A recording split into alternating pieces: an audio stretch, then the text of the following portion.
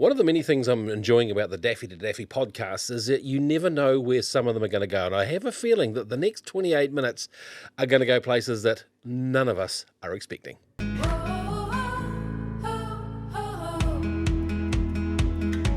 My name's Mark Bunting. Welcome to Daffy to Daffy. This is a real little podcast that turns that obnoxious, greedy thing we call cancer into practical inspiration for everyday people. And our guest today is, well, look, you can tell just when you look at her, she's this ball of wonderful energy. Her name is Anita. Thank you very much for coming into Daffy to Daffy. It's nice to have you here. It's very nice to be here. Interesting. I've never done anything like this before. Well, I've got to say, nor have I. So, so you can tell me what to do. Hey, so look, let's take it way back. You're now we're here in the Waikato Bay of Plenty Cancer Society Lions Lodge, and you are quite a regular visitor here. Now the bandage on the arm does give it away. Yes. You've got a cancer story not to tell. much here. Oh, look at that! Blow me down. So, so you've got quite the story to tell, but you come in here quite regularly for more than just your own treatment. Yeah. No, just for. Oh, you come in for your own treatment. Yeah, right. Yes. But while you're here, you do more than just get treated. Oh, I guess yes. is what I'm trying to say. Yeah, just because there's quite a bit of downtime. Well, there was initially a bit of downtime, so just doing art and crafts and catching up on unfinished projects, and have done little workshops with people. Yeah. Showing felting. Oh, felting. Yes, and all sorts of other bits and pieces along the way. It's quite Cool. fun. You have got an incredible story. Well, do you mind then? I'm going to start backwards with this because down here we just happen to have a box of props and some stuff on the table. This, like for example, this little artwork here, this little art piece here, this calendar.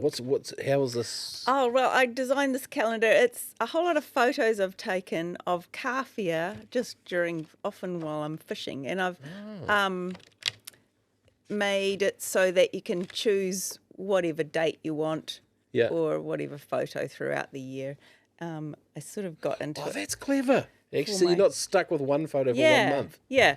That's marketing genius right there. That's awesome. And I just made it so that it folds up easy or opens up and wonderful. can be posted. I gave a few to different people because the people are just the nurses and the staff, and they're just amazing. I just wanted to give them something, so I just made some little calendars to give to them as well. And have you found it's taken off amongst the clients here?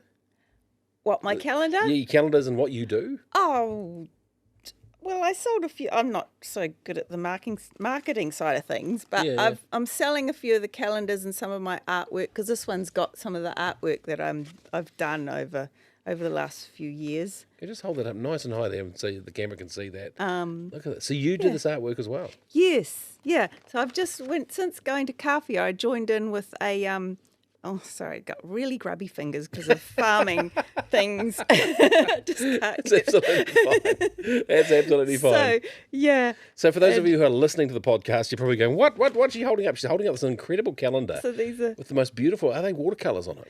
This is print and there's colograph and I've just learnt so many different techniques along the way. We've got an amazing art teacher, Carol Shepherd. She's quite well known in the print making community, and she teaches our little group. Awesome. And we've got a little box of props down here. Yes, this looks that like one's not finished. Is this like a dryer ball? This well, it looks no, like, either that or it's a giant hairball that's been coughed up by a large cat.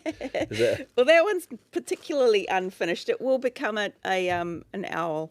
Okay. I finish felting it, but here's it'll look a bit like this. This is actually a felted soap. So this is felting. Yes. Okay. A felted soap? Yeah.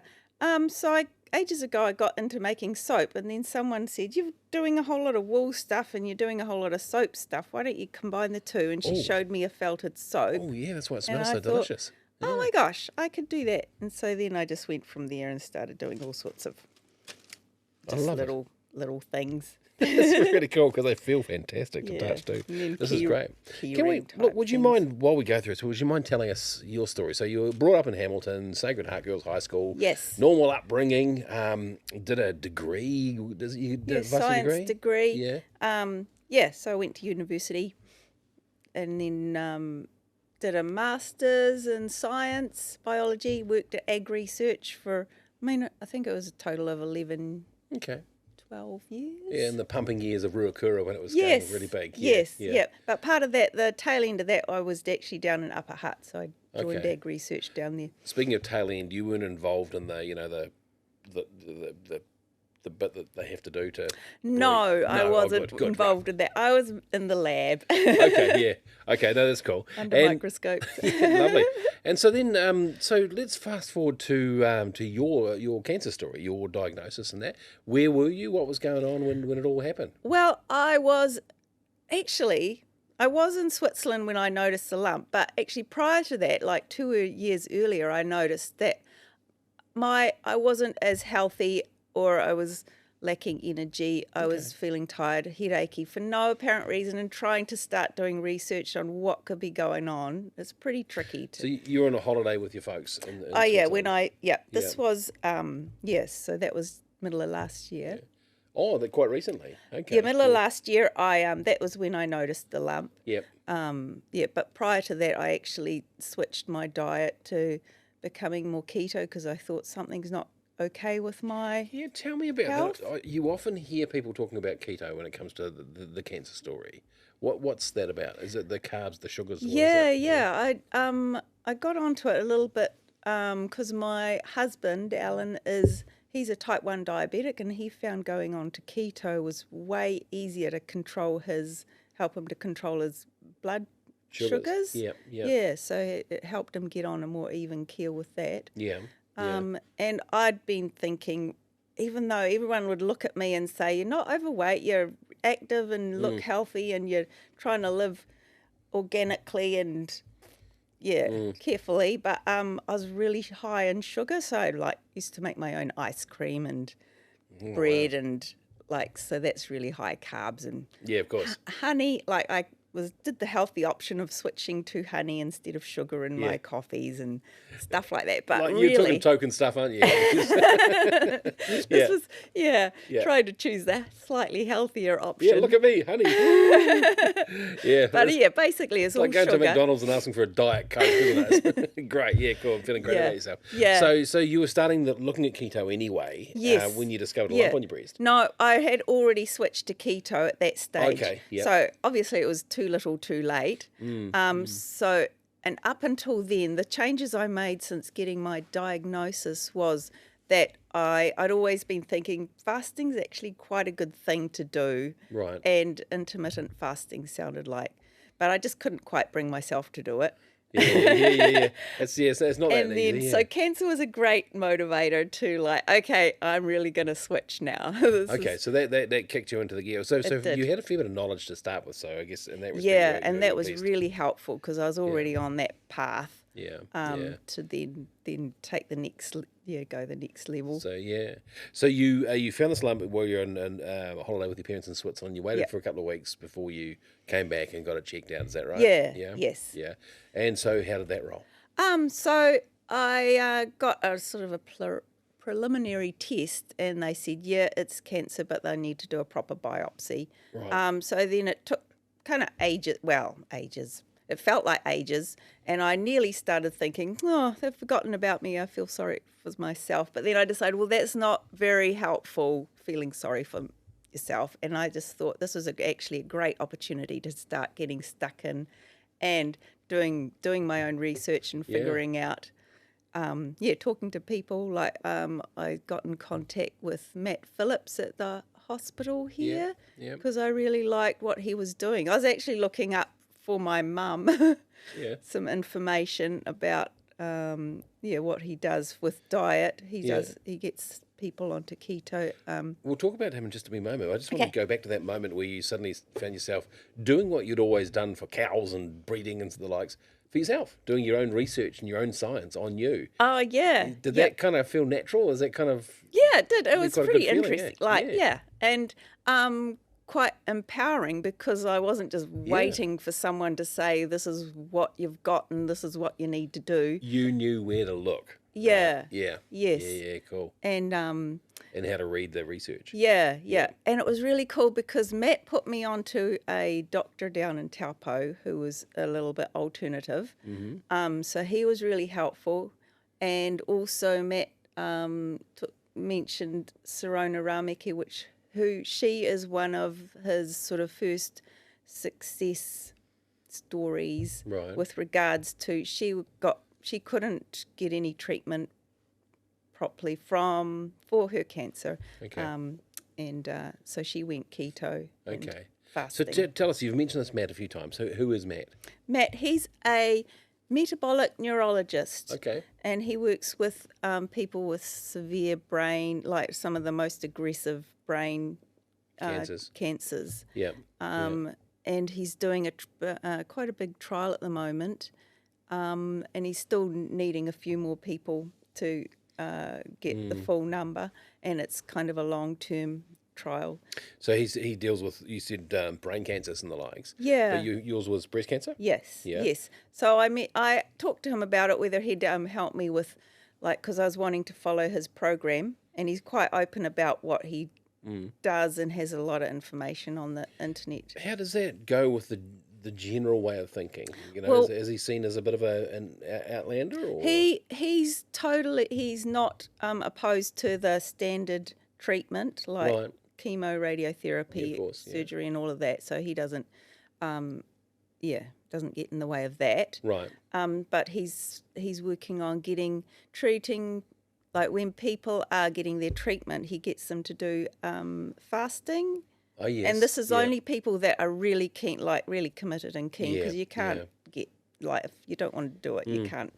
And also in between, they're doing keto and intermittent fasting, which is like eating 1 or 2 meals a day in a small eating window. Okay. Yeah. So having a break during the day. So the idea of the fasting is that so by the time it comes to radio or chemo, everything is smaller and weaker, and it's got a better shot. Is that Partly right? that, and also it kind of because your healthy cells know how to cope with like reduced food intake, so they kind of, well, this is my understanding anyway. They kind of go into a little bit of rest rather than actively dividing, and so they get hit less by the chemo drugs, which only kill the actively dividing cells.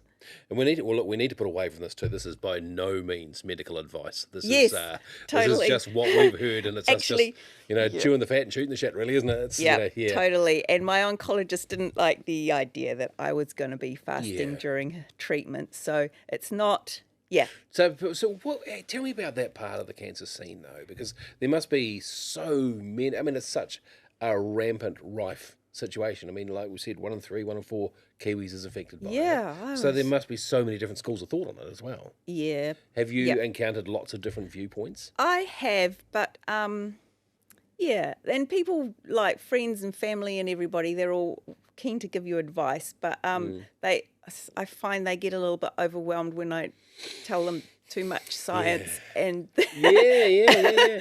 and like I've researched this, and so they kind of like back off a little bit. So let's talk about your love for art and craft and your love for nutrition as well. You've developed a real interest in that and its effect on general well-being and this. So tell us a little bit. Let's explore that a little bit. Where did this come from? The nutrition interest. Well, I've always been interested in eating like healthy and sustainable Foods. and organic, preferably. Trying to get away from all of the dodgy chemicals that go in, and so I've had a lifestyle block for a while, and then producing my own bits and pieces, house cow, and hence the lots of cream and ice cream back then. It always goes back to the ice cream. Have you noticed that? I made some yummy ice cream. I bet you did. Okay, so but this is it took on a new meaning when you got diagnosed. You thought, right, I've got these skills, I've got this interest. Wham! It all just lined up, and away you went. Yeah. Yes. So, is this a big part of your journey, the diet side of things? No, I get distracted by all sorts of topics, and like I'm trying to fix my electric fence unit. I've got it out on the dining room table and thinking, now which bit is the capacitor? And Google's always my friend. Oh, no, it is not your friend. Let's just put it out there straight away. Oh, that's awesome. Oh, you're a character. Okay, but you... Back to the crafts. Back to the crafts. I mean, I know this is jumping around a little bit, but this is... I think I've actually got right into your mind now. I can see what it's like in here. It's all over the place. But you've got this beautiful air and this beautiful energy of positivity. Where does this come from? Well, I think I've always been pretty happy, and I think, very distractible. So don't kind of get caught up in going down a deep, dark hole for too long. Yeah. Like a kid that hurts themselves and then you give them a lolly and they're all better again. Yeah. So, I have a tendency to go that way. But also because I have learnt that it's really important what you focus on, because that's where your mind goes and dwells. And if you're finding that you're focusing on something negative, it just drags you down. Well, what do they say? Where focus goes, energy flows, right? Yeah. So if you can focus on something much more positive or something that makes you feel better, then you start feeling. I thought that was just a man way of thinking, because men are such simple creatures. We only think one thing at a time. But I've often believed, big time, that, okay, if you're in a crappy mood, right, or something's really wrong, you feel bad. And when you feel bad, you act bad. And when you act badly, you speak badly, right? And you create this negative energy all around you, right? So surely it can flip the other way, right? And the easiest thing in the world that we can control is our language, our words, etc. And so I tend to believe in fake it till you make it. So if you start talking positive stuff, you start acting happy, not only will people around you behave happy, you create a happy environment, but it gets into your soul. And there's more and more research that shows as it gets into your emotions, it starts to affect your vibration, your DNA, everything. Yeah, it does. It affects your world effectively. It does, yes. Yeah. And you're a living example of that. Yeah. Yes. I think I'm not so good at faking it, but I tend to go like, well, this line of thought is just going to take me down. If I can't think more positively about this particular topic, I need to look at something else that is nice. Is more positive for me, even if it's like, oh my gosh, what a beautiful day. Yeah. I was going to ask you for a real life example. So say you're sitting there, you've just been told you've got cancer. Yeah. Right? How did you cope with that, and where did your mind take you? I was like, okay, this is the next journey. I've just been on a journey to Switzerland, and that was fun. And now, well, I can't change this one. I've got cancer, so let's see where this new journey takes me. And I mean, I wouldn't choose it, but there's been amazing stuff come out of it, and it's been an amazing growth time. Tell me what amazing stuff has come out of it. Well, I knew I had good friends in Kawhia, but I was overwhelmed by how much loving support people were offering me, and I was just, that just blew me away. And then the challenge of dealing with something that's kind of potentially quite serious and big. Yeah. Thankfully, I'm not struggling with pain. I feel so sorry for some of the people here. Yeah. They're just really, Well, everyone's journey is different, isn't it? It is, yes. So I think I've had it pretty easy in some regards. Right. In that way. Perspective is an incredible thing, isn't it? But so you've got this beautiful childlike energy, right? That it's so you come in here, and people are, like you say, going through a pretty miserable time. They're feeling pretty bad. So you do your very best to cheer them up, help them along with crafts, food, general good banter, I'd imagine. Yeah. Are there people you just can't crack? Are there people you can't help? Well, I'm kind of like there, and if someone turns up, I mean, I don't like go knocking at the doors of like if someone just comes across my path and we just like start chatting, or I say hello or whatever. Yeah. Just flows from there. So I'm not like trying to do anything particular. Yeah. Okay, so you're just being you, basically. Yeah, cool. And enjoying there's so many amazing people here, and that's all it is, just enjoying everybody's uniqueness and beauty, and knowing that they are, like, whether or not they look grumpy or whatever, deep Yeah. down they're actually beautiful, and maybe they're having a bad day or whatever. One of the things and in fact, one of the reasons for doing this very podcast was the fact that cancer is such an indiscriminate bastard, right? It goes for anybody and everybody. There's no rhyme or reason. Yeah. But with that comes a perverse sense of joy, in that you meet so many different people. Yeah. So from every different walk of life. Yeah, that's actually been a huge... You would have met people you Lovely. never would have met otherwise. Yeah. Yeah. So many people stick in your mind that you've met so far in your journey. Yes, I've met a few, like, people that are completely on board with the keto. Oh yeah, cool. And that's been really fun to chat and bounce off ideas and Yeah, things, yeah, because you don't need to try and explain what you're doing. yeah. Good point. Good It's point. really, and kind of. Have you thought about writing a book or a keto book or something like that? No, not at No? all. No? Really. What about an audio book, an audio recipe? You would rock at an audio recipe book. I have so much fun creating recipes for, like, keto. Yeah. I was doing all sorts of random, like, I'm terrible at doing recipes and following recipes, because I change it before I've even... Yes, yeah. Monkey mind. Oh, what about this? What about this? Cinnamon Pretty with roast much. beef. Yay. Yeah, great. So what's your favourite keto meal? Oh, well, actually, I'm mostly doing sort of salads and stuff, but I've discovered that a whole lot of, because I used to love bread, and then I just couldn't do the keto breads. It was just like, this is not bread. Nah, it's not. It's like a show. It's like So eating a show. Yeah, For quite a few years, those years I've started keto, I completely gave up bread. Yep, yep. And in that time, I found out, you can do like salad, greens, and kale wraps, and even found out you can slice up all sorts of, like, even raw pumpkin or slightly cooked pumpkin. It makes a great base for whatever topping, because for me it's all about the toppings anyway. You just need something to hold. Yeah. Can I tell you my keto story? Okay. Okay. I too am a bit of a keto convert, although to look at this slender and athletic body, you probably wouldn't believe it's happening at the moment, which it isn't. I took it up about 5 years ago, and it was a program called Beyond Your Belly, and it was really cool. My mate Mick, if you're listening, Mick, talking about your product here, okay? Send keto recipes later, and it was aimed for men my age, a bit of a paunch going on, and and it was pretty easy. And the advice was very much, don't be a baby, just take this on and do this. And he didn't even say it was keto at the time. And I really liked it because it had lots of camembert, and it had lots of, butter and meat and all that sort of, cool stuff. This is really easy. And, you make this sort of stuff. Well, I was a Hamilton City councillor at the time, right? And I had discovered how to email everybody in the building. There's about 1,100 people in the council. Told them all I was on keto, right? Because they had to know. Because my personality style is what I call an orange flame, and everyone has to know if I'm on a diet, right? So I'd walk around with my 27 almonds and stuff, and, as you're allowed to, and everyone was Councillor Bunting.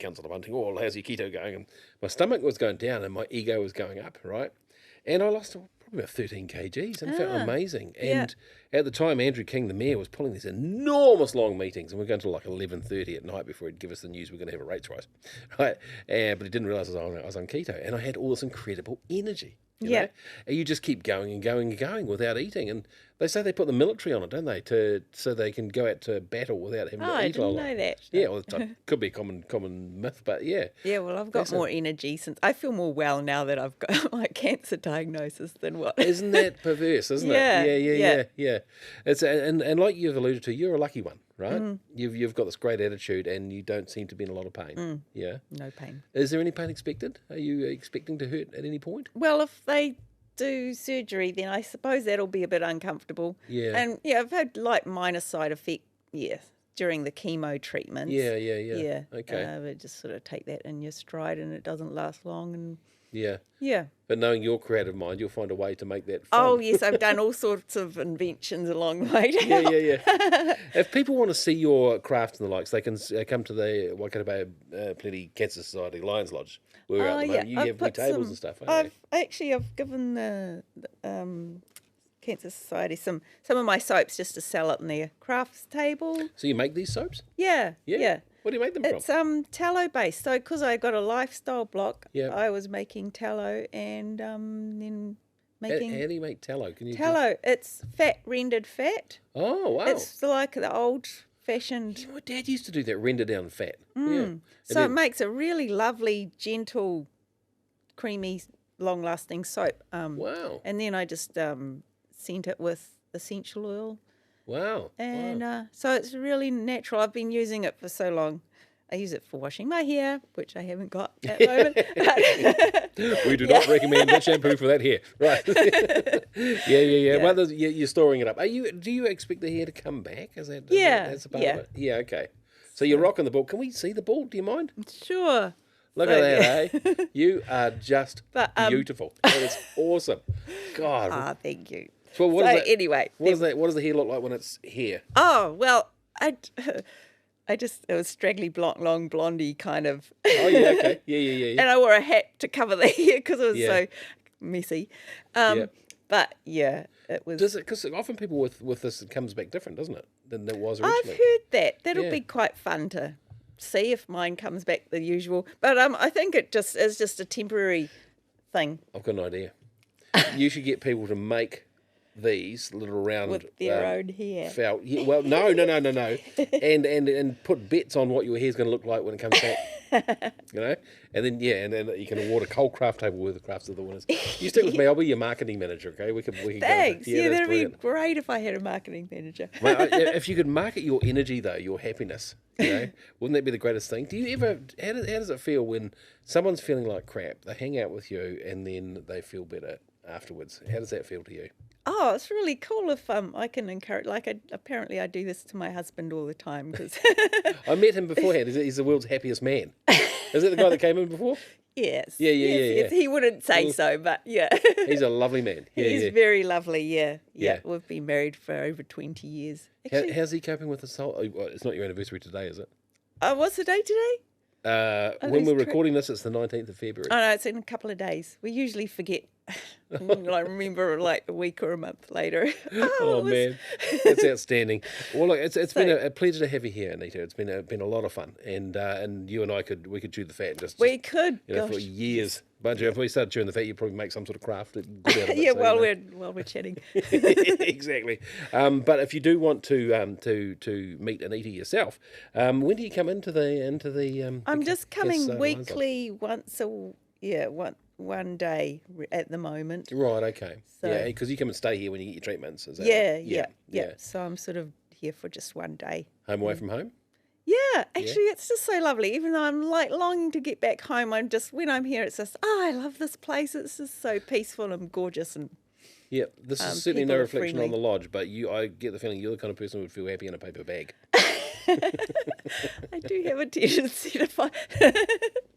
You're awesome. Yes. Thank you so much for coming. Thank you. Was this your first ever podcast? Yes. I don't think it's going to be your last. I certainly hope it's not. I'd love to talk to you again. That's cool. Great. So look, this has been the Daffy to Daffy podcast. The idea of these podcasts is that, like we said, that, there is a nice side to this. Strangely enough, we meet the most incredible people, the loveliest people, with the greatest attitudes. People going through the most incredible pain, emotionally, physically, financially, the works. But there is a resilience to these people. It's a real Kiwi thing, and it's a lovely thing. We hope that you feel a little bit like you've got someone on your side or someone who's going through it with you. So this has been Daffy to Daffy. As we say in the trade, my name's Mark Bunting. That's all, folks.